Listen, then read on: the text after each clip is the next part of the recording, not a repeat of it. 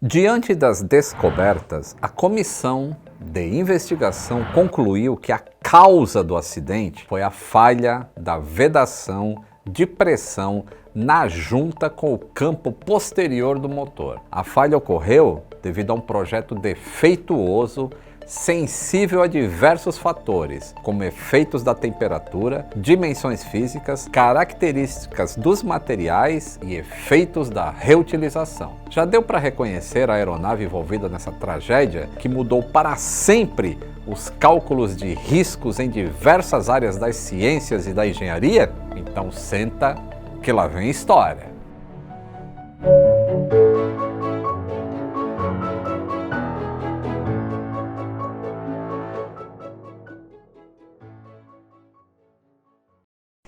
Diretamente do aeroporto de Zurique, na Suíça. Saudações aeronáuticas. Tudo bem com vocês?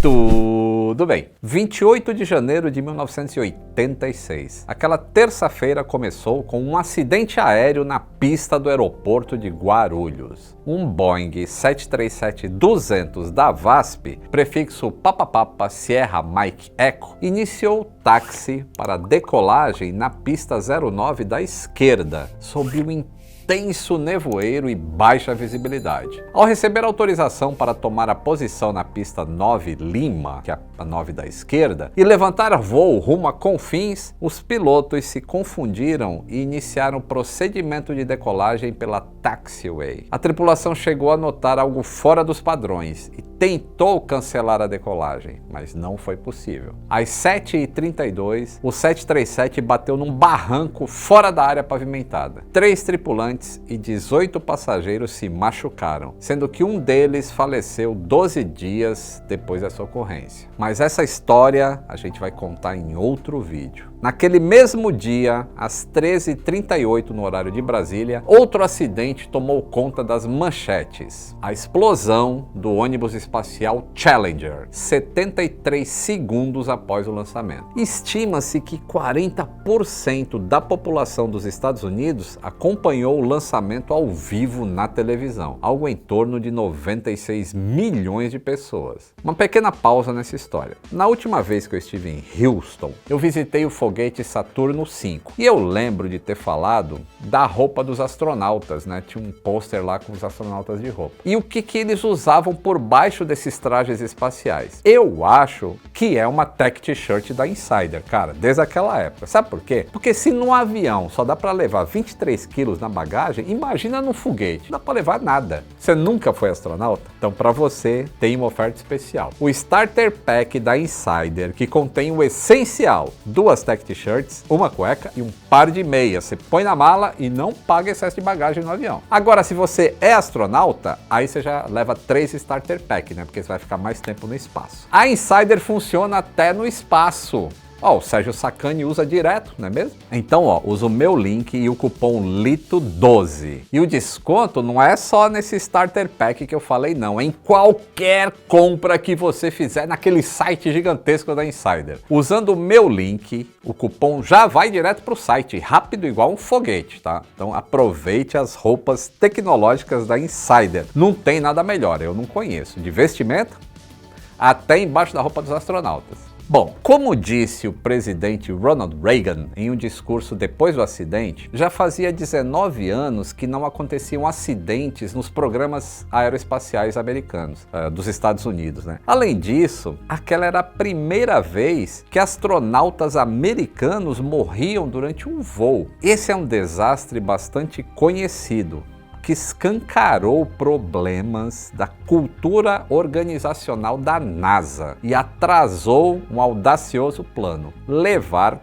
pessoas não astronautas para o espaço. E apesar de não se tratar de um acidente de aviação, a gente vai perceber ao longo desse episódio diversas conexões entre esses dois segmentos. Começando com a experiência da tripulação do Challenger, que eles pilotavam aviões militares, passando pelas estratégias de CRM adotadas na aviação regular, que poderia mitigar os riscos desse lançamento, além de entender os diversos elos erros que contribuíram para que a corrente dessa tragédia se fechasse. Vamos começar pela aeronave envolvida. O Challenger representava uma das máquinas mais complexas já construídas, motivo de muito orgulho para os americanos. O ônibus espacial integrava uma frota com outros 4 aparelhos do mesmo tipo: o Columbia, o Discovery, o Atlantis e o Endeavour. Construído a partir de 2,5 milhões de componentes, o Challenger foi entregue em julho de 1982. Olha o tempo, hein? A sua primeira missão, a STS-6, aconteceu entre 4 e 9 de abril de 1983. Em pouco menos de 3 anos de operação, o OV-099 realizou 9 operações bem-sucedidas, acumulando aproximadamente 1.496 horas de voo em 995 órbitas. Foram mais de 41 milhões de quilômetros percorridos e um satélite apenas lançado. Challenger, que em português significa desafio, não, aquele que desafia, tinha sido construído entre 1972 e 78 como STA-099 e foi testado por muitos anos na Lockheed Corporation lá na Califórnia. É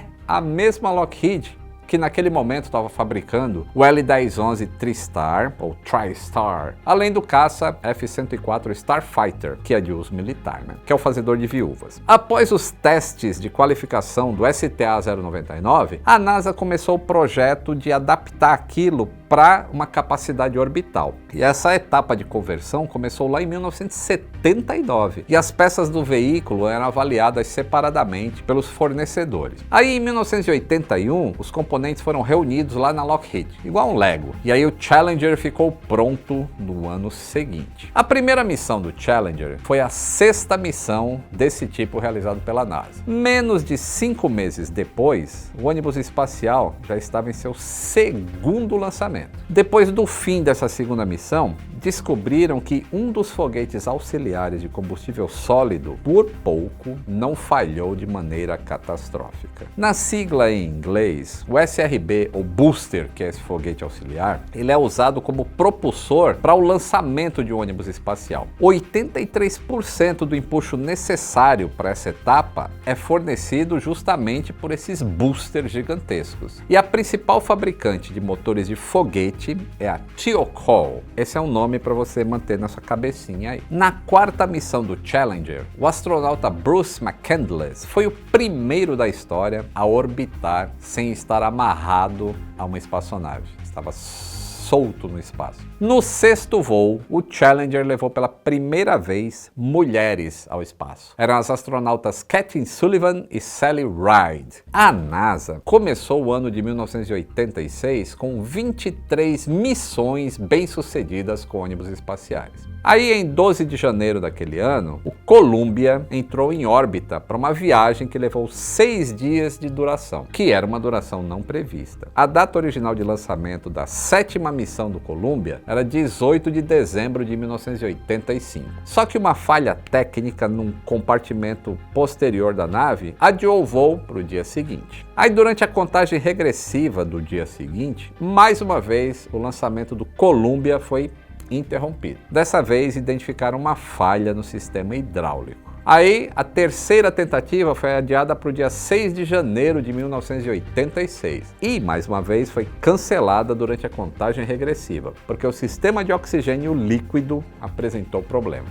Fizeram reparo, tudo beleza, e aí o lançamento não aconteceu no dia seguinte por causa do mau tempo no local da aterrissagem. E aí também houve preparação de lançamento em 9 de janeiro, não aconteceu. 10 de janeiro também não, por causa de problemas no motor principal e também chuva forte, respectivamente. Só na 7ª tentativa o Columbia entrou em órbita, sem problemas. O mesmo não aconteceu no retorno à Terra. O ônibus espacial precisou de 3 tentativas de reentradas em dias consecutivos, para enfim pousar na base aérea de Edwards. Essas informações que eu estou falando, elas são importantes para vocês entenderem que o atraso constante no lançamento das missões espaciais, elas acontecem. E além disso, todo esse atraso do Columbia interferiu na programação de lançamento do Challenger. Eu já posso adiantar que esse foi um dos primeiros elos dessa tragédia. A missão STS-51L estava agendada para apenas 4 dias depois do Columbia retornar à Terra. Seria o 25º lançamento de um ônibus espacial da NASA. O lugar escolhido foi o Cabo Canaveral, lá na Flórida, na noite de 22 de janeiro de 1986. Com o atraso da Columbia e a proximidade entre essas duas missões, o lançamento da Challenger foi adiado para o dia 23 de janeiro e depois adiou para o dia 24. O dia 25 também seria uma data provável, mas uma vez mais foi cancelado devido à previsão de tempo ruim. A nova data era 27 de janeiro, mas por causa de uma falha de fechamento na escotilha, a missão atrasou 24 horas. Vou fazer as contas aqui, ó. Aquela seria a 6ª data prevista para o lançamento do Challenger.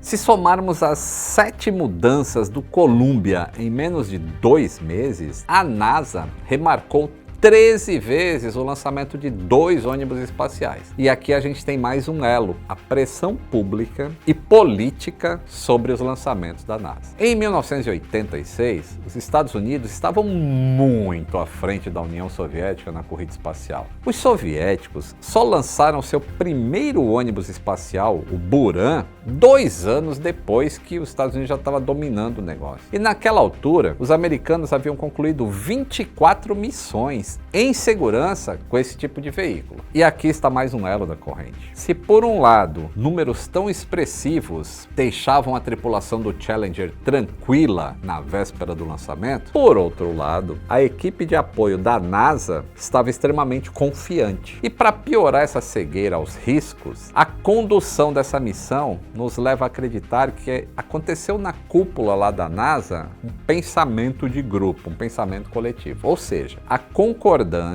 e a autoridade tiveram mais impacto do que a razão e a lógica diante de uma decisão difícil. E ainda por cima, tinha mais um fator que tornou o lançamento do Challenger diferente dos 24 anteriores. Os objetivos da missão STS-51L explicam isso. Os 5 principais eram os seguintes: lançar um satélite de comunicação, levar equipamentos para pesquisa sobre o cometa Halley, realizar experimentos com microgravidade, coletar dados para pesquisas científicas e o quinto, e o que estava mais na boca do povo, estrear o programa Teacher in Space. Esse último objetivo consistia em levar a primeira pessoa sem formação de astronauta para o espaço. Com o fim do programa Apollo, a NASA queria tornar a ida ao espaço um sonho possível à população comum, justificando os altos custos das operações aeroespaciais. E enviar um professor numa missão espacial foi um apelo que funcionou desde a hora que falaram nisso.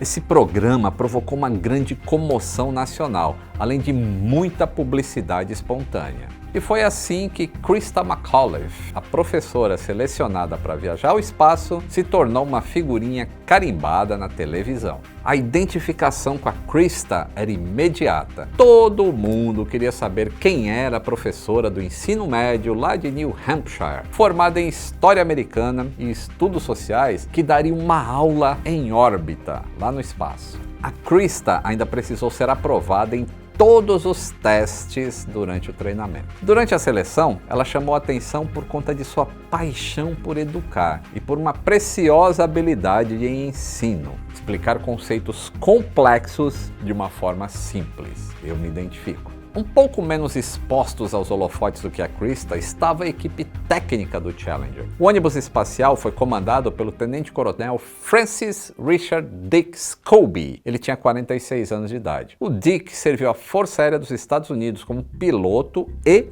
piloto de testes e acumulou cerca de 6.600 horas de voo em caças e bombardeiros. Foi combatente durante a Guerra do Vietnã e recebeu 2 condecorações por seu desempenho: a Cruz de Voo Distinto, reconhecimento de heroísmo em batalha, e a Medalha do Ar por destaque em pilotagem. Foi o piloto da 5ª missão do Challenger em abril de 1984, quando ficou mais de 6 dias no espaço. De volta a 1986, o piloto da missão 51L era o capitão da Marinha dos Estados Unidos, o Michael J. Smith, que também serviu na Guerra do Vietnã. O especialista de missão 1 daquele lançamento do Challenger era Ellison Onizuka, com 39 anos. O Onizuka também participou de missões de lançamento do Columbia, integrando a equipe de apoio na Terra. Judith Resnick foi a especialista de missão 2 do Challenger. Ela tinha 36 anos. Engenheira elétrica, ela era reconhecida pela sua excepcional inteligência desde criança. Em 1977, enquanto ela terminava o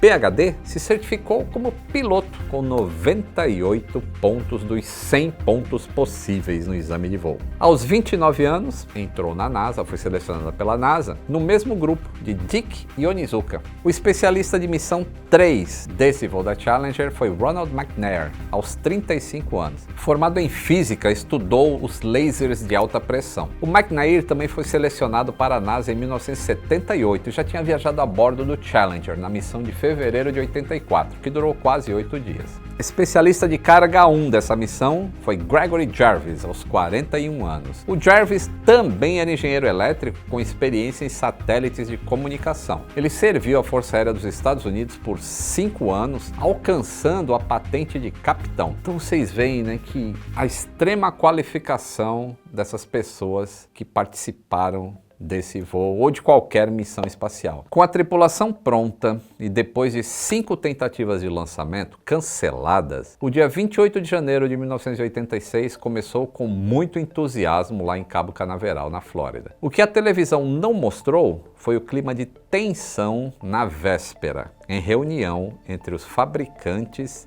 e a NASA. Talvez você relacione a Flórida, Miami, aquela região, como um lugar quente e ensolarado. E isso realmente acontece no verão. Mas em janeiro costuma ser o mês mais frio do ano na região. E tem mínimas aí em média de -7 graus e máxima de 2. E aqui começa a se desenhar mais um elo dessa corrente. Os engenheiros Roger Boisjoli e Alan MacDonald, que eram funcionários da fabricante Thiokol, alertaram a cúpula da NASA dos riscos dos anéis de vedação desses boosters se deformarem a baixas temperaturas. Apesar disso, o diretor da missão, o Jay Green, foi relutante em cancelar o lançamento do Challenger pela 6ª vez. O Boisjoli, ele ficou tão nervoso com essa decisão que ele se recusou a acompanhar o lançamento do Challenger. E quando ele recebeu uma ligação poucos minutos depois, ele já sabia o que tinha acontecido.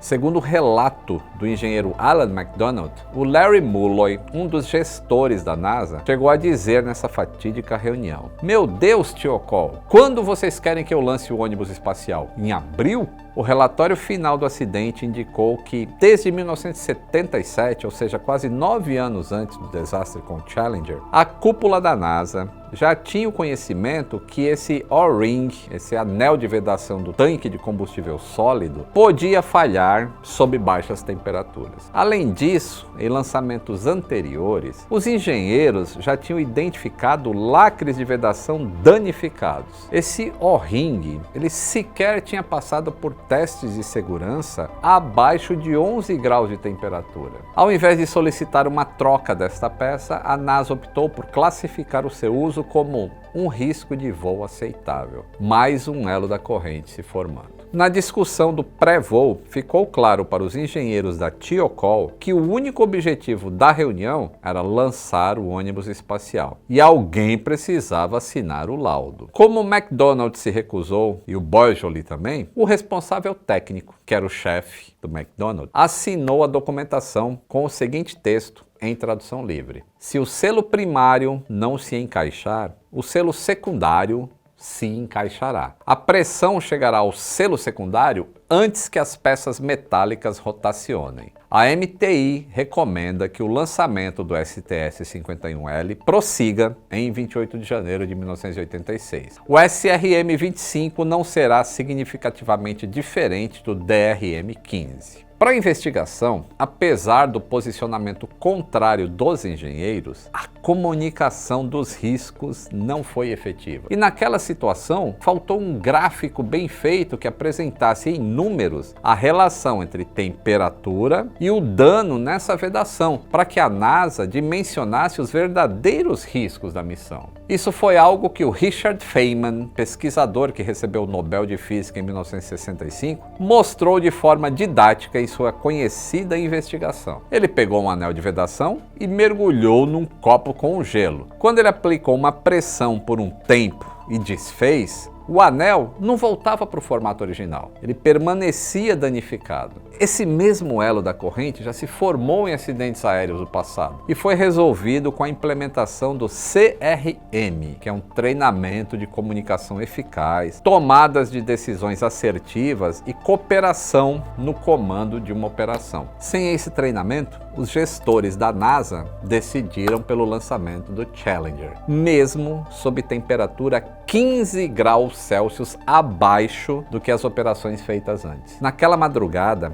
a temperatura era de menos 8 graus. No horário agendado para o início da operação, era 9h38 da manhã, fazia menos 3 graus. Por isso, aguardaram por mais 2 horas para que o gelo acumulado nas superfícies do ônibus espacial derretesse. Os engenheiros do Centro Espacial Lyndon Johnson garantiram que o gelo não ameaçava a segurança da nave. A investigação revelou que os anéis de borracha ficaram sujeitos a uma ducha gelada muito mais forte do que indicaram os boletins meteorológicos. Às 11h18 foi realizada a última inspeção do veículo, que foi liberado para o lançamento. Fazia 2 graus na superfície, quando começou a contagem regressiva para o lançamento. Às 11h38, a partir dos 0,6 segundos da operação, uma fumaça escura começou a escapar do propulsor direito, na região traseira, por cerca de 3 segundos. O Challenger foi lançado com esses 2 foguetes propulsores, essas enormes estruturas com formato de giz de cera acopladas às laterais do ônibus espacial nos primeiros minutos de voo.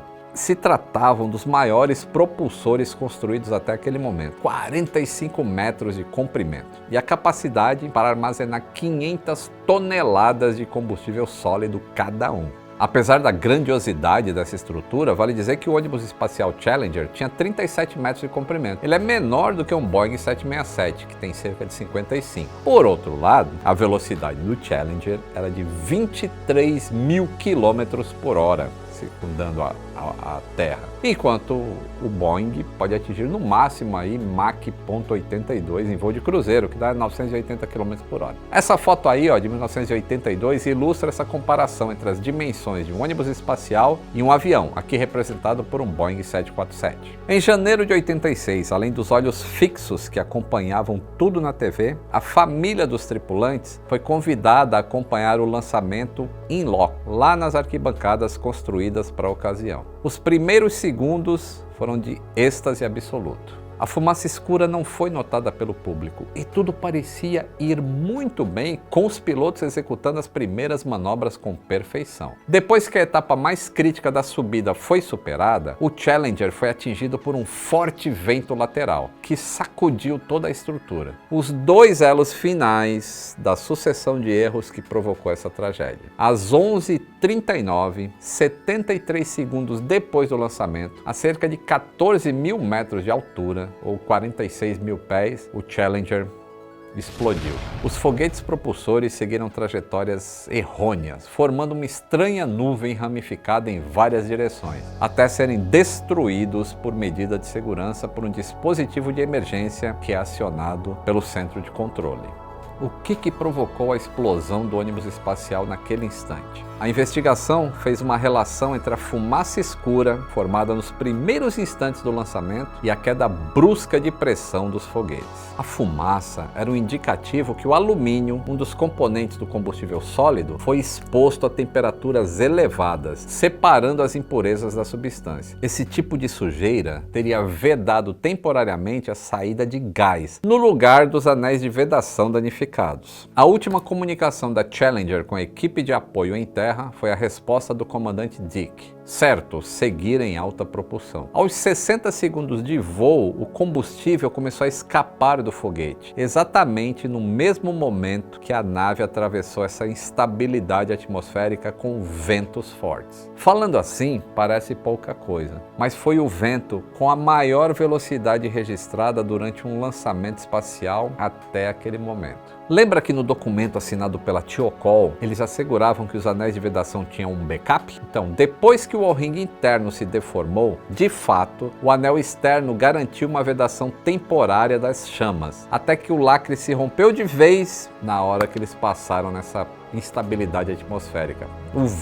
O vento balançou e fez com que os foguetes do tanque externo se soltassem. O nariz do propulsor acabou se chocando com o tanque de combustível e uma labareda de fogo chegou a atingir a janela do piloto Michael Smith. Ficou registrado a sua interjeição nesse momento, 4 segundos depois do cheque do comandante Dick. A explosão transformou o aço, a cerâmica e o alumínio da estrutura do Challenger em fogo e vapor de água. E tudo isso aconteceu na faixa ainda em que as pessoas da plateia podiam ver, e as câmeras de televisão também, convertendo essa celebração em um espetáculo às avessas. O Challenger ainda atingiu mais 5.000 metros de altitude, só a parte da frente da cabine, depois da explosão, até começar uma queda em parábola. Estima-se que esses 19.000 metros de queda até o nível do mar foram percorridos em 2 minutos e 45 segundos, ou seja, a velocidade do veículo era de 320 km por hora. Como as reservas de oxigênio de 3 tripulantes foram ativadas, o que era parte do treinamento de sobrevivência, é possível que parte da queda inteira tenha acontecido com os tripulantes conscientes. Muitas crianças americanas tiveram o primeiro contato com a morte naquele dia. Os destroços do ônibus espacial se espalharam numa área de 15 km² no Oceano Atlântico. Submarinos e sonares foram usados nas operações de busca pelos destroços do Challenger, na maior missão de salvamento da Marinha Americana.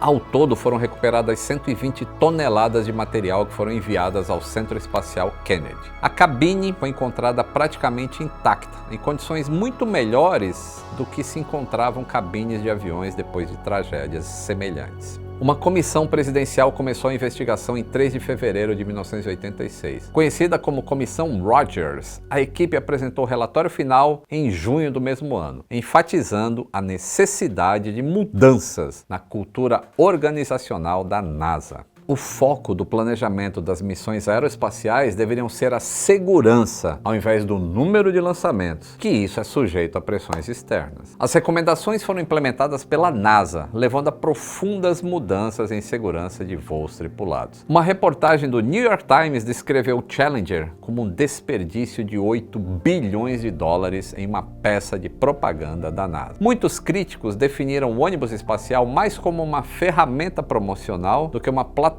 de estudos científicos. Depois do acidente, o então presidente Ronald Reagan proibiu o transporte de satélites comerciais nesses módulos espaciais, nos shuttles. A comissão Rogers não apontou culpados individuais. A responsabilidade foi atribuída ao processo defeituoso de tomadas de decisões da própria NASA. O desastre se tornou um caso de estudo sobre engenharia e ética. O Jay Green, o diretor de voo da operação, se aposentou, mas ele voltou a ser nomeado como chefe de segurança da agência anos depois. O engenheiro Boyce Joly continuou trabalhando na Thiokol por 6 meses antes de tirar uma licença de longo prazo por invalidez. Ele foi diagnosticado com transtorno de estresse pós-traumático. Ele morreu em 2012, com 73 anos de idade. O Alan McDonald chegou a ser rebaixado de cargo lá na fabricante, depois de prestar depoimento sobre o caso. Meses depois, ele liderou o projeto do novo desenho das peças de vedação, que passaram a equipar os ônibus espaciais. Ele trabalhou na empresa até se aposentar, sempre carregando um sentimento de culpa. Ele morreu em 2021, aos 83 anos de idade. Em 8 de agosto de 2007, Barbara Morgan, a tripulante reserva de Krista, viajou no ônibus espacial Endeavour, na missão 118. O programa